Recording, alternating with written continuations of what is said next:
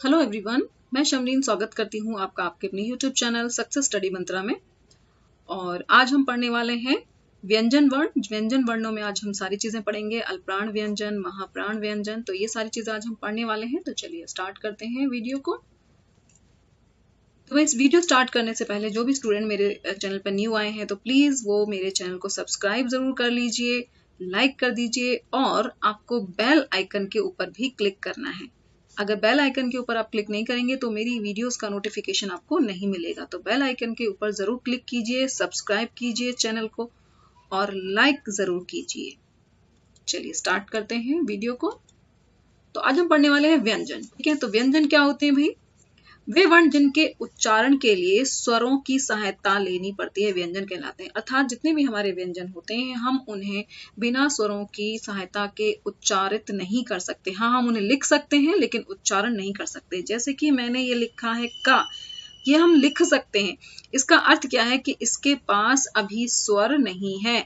हम इसको लिख सकते हैं लेकिन हम इसे बोल नहीं सकते, इसका उच्चारण नहीं कर सकते। इसका उच्चारण के लिए हमें स्वर की सहायता लेनी पड़ेगी। तो जब मैं इसको ऐसे लिखूंगी का प्लस आ, अब इसके पास स्वर आ गया तो ये क्या बन गया? का। अब इसको बोला जा सकता है। ठीक है, हिंदी में जो व्यंजन है 33 व्यंजन है जिनको हम मूल व्यंजन कहते हैं, 33 कहलाते हैं। तो भाई स्पर्श व्यंजन सबसे पहले आते हैं हमारे स्पर्श व्यंजन या फिर वर्गीय व्यंजन। तो ये कौन से होते हैं? ये आपके होते हैं जिन वर्णों के उच्चारण के समय वायु उच्चारण के स्थान को स्पर्श करती हुई बाहर निकलती है तो उन्हें स्पर्श व्यंजन कहते हैं। अर्थात कहने का मतलब ये है कि जो हमारे वर्गीय व्यंजन होते हैं का से लेके मां तक, वो सभी 25 व्यंजन स्पर्श व्यंजन कहलाते हैं। क्यों कहलाते हैं? क्योंकि उनके उच्चारण में जो हमारी जो जीभ है यानी जिह्वा है वो मुंह के किसी न किसी स्थान को स्पर्श करके निकलती है। तो वो कौन कौन से हैं भाई? वो हैं आपके ये व्यंजन स्पर्श व्यंजन। ठीक है, इनको 5 वर्गों में बांटा गया है। का वर्ग, तो का वर्ग में कौन कौन से? का, ख, गा, घा और ये अंगा। इनको कंठव्य व्यंजन बोला जाता है। फिर आता है आपका चा वर्ग, चा, छा, जा, झा और इया, ये आपका तालव्य व्यंजन है। टा, ठा, डा, ढा और ये आपके मूर्धन्य व्यंजन है। ता, था, दा, धा, ना और ये दंत व्यंजन। और पा वर्ग में पा, फा, बा, भा, मा, ये आपके ओष्ठ व्यंजन। तो मां तक यानी कहने का अर्थ ये है कि का से लेकर मां तक ये आपके 25 जो है ये स्पर्श व्यंजन कहलाते हैं। ठीक है, सभी लोग ध्यान रखेंगे। इसके बाद आते हैं आपके अंत्यस्थ व्यंजन। तो 4 हमारे अंत्यस्थ व्यंजन होते हैं, या, रा, ला और वा। ठीक है, या, रा, ला और वा, ये आपके अंत्यस्थ व्यंजन कहलाए जाते हैं।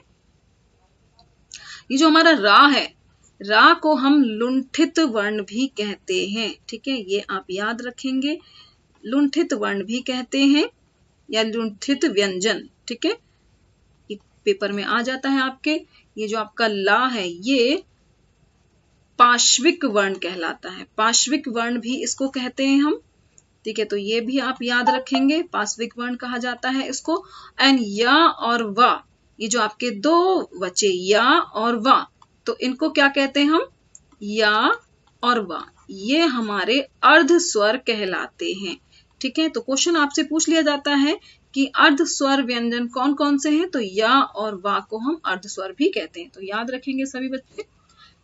चलिए उसके बाद आता है आपका ऊष्म व्यंजन। तो ऊष्म व्यंजन आपके 4 होते हैं, शा, शा, सा और हा। फिर उसके बाद आते हैं हमारे संयुक्त व्यंजन। तो संयुक्त व्यंजन में ये छत्री, ये कैसे बना हुआ है? तो ये बना हुआ है आपका का और शा षटकोण को मिलकर। ठीक है, इसके पास आ भी आना चाहिए। ठीक है, त्रय, तो ये बना है तय और रै को मिलकर और प्लस में आ भी आएगा। ग, जा और इया को मिलकर बना है। ठीक है, और श्रय, शय और रा को मिलकर बना है। क्योंकि बिना आ के तो हम इनका उच्चारण ही नहीं कर सकते ना, और जब हलंत नहीं लगा हुआ है तो उसका अर्थ क्या है कि इनके पास स्वर है। तो ये हमारे संयुक्त व्यंजन हो गए। 2 हमारे द्विगुण व्यंजन होते हैं जिनको हम उत्क्षिप्त व्यंजन भी कहते हैं और द्विगुण व्यंजन भी कहते हैं। ये हो गए हमारे ये अड़ा और ये अड़ा। ठीक है, चलिए अब मैं आपको बता रही हूँ अल्पप्राण और महाप्राण क्या होता है। तो भाई अल्पप्राण का अर्थ होता है कम वायु, अर्थात वो वर्ण जिनके उच्चारण में जब हम उच्चारण करते हैं उनका तो हमारे मुख से वायु की मात्रा कम निकलती है, तो उनको अल्पप्राण व्यंजन कहा जाता है। ठीक है, अल्पप्राण व्यंजन प्रत्येक वर्ग के प्रथम, तृतीय और पंचम वर्ण तथा अंत्यस्थ वर्ण अल्पप्राण में आते हैं। अब मैं आपको इसकी एक छोटी सी ट्रिक बता देती हूँ अल्पप्राण और महाप्राण की। मैं आपको महाप्राण के बारे में एक ट्रिक बता रही हूँ कि वो व्यंजन महाप्राण होते हैं और बाकी जो बचे फिर वो अल्पप्राण होते हैं। ठीक है, तो ट्रिक है आपकी, मैं यहाँ पर लिख देती हूँ ट्रिक को। 24 ऊष्म है, यानी कि 24 का मतलब क्या है, प्रत्येक वर्ग का दूसरा और चौथा, वर्गीय व्यंजनों का दूसरा और चौथा, और जितने आपके ऊष्म व्यंजन हैं और हा, ठीक है, ये आपके क्या कहलाते हैं, ये महाप्राण व्यंजन कहलाते हैं। ठीक है, और बाकी जो बचे वो आपके अल्पप्राण हैं, तो आप इनको इस तरीके से याद रख सकते हो। और महाप्राण का अर्थ होता है भाई वैसे व्यंजन जिनके उच्चारण में जो वायु की मात्रा है ना वो ज्यादा निकलती है, अल्पप्राण से ज्यादा निकलती है, तो उनको महाप्राण व्यंजन बोला जाता है। जैसे कि मैं आपको बता दूं, मैंने आपको बताया 24 यानी दूसरा और चौथा, यानी कि ये खा और घा, यहाँ पर छा और झा, ये वाले। ठीक है, तो ये जो आपके व्यंजन हैं ये आपके कौन से कहलाते हैं, ये आपके महाप्राण व्यंजन कहलाते हैं। और ऊष्म व्यंजन, ठीक है, ये सारे महाप्राण व्यंजन कहलाते हैं।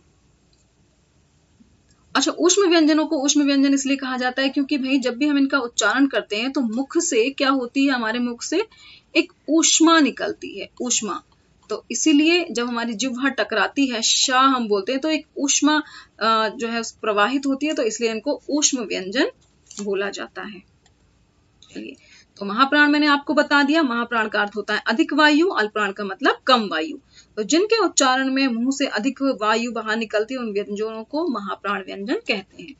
ठीक है, तो प्रत्येक वर्ग के द्वितीय, चतुर्वर्ण तथा ऊष्म व्यंजन महाप्राण में आते हैं, जिसकी मैंने आपको ट्रिक बता दी है।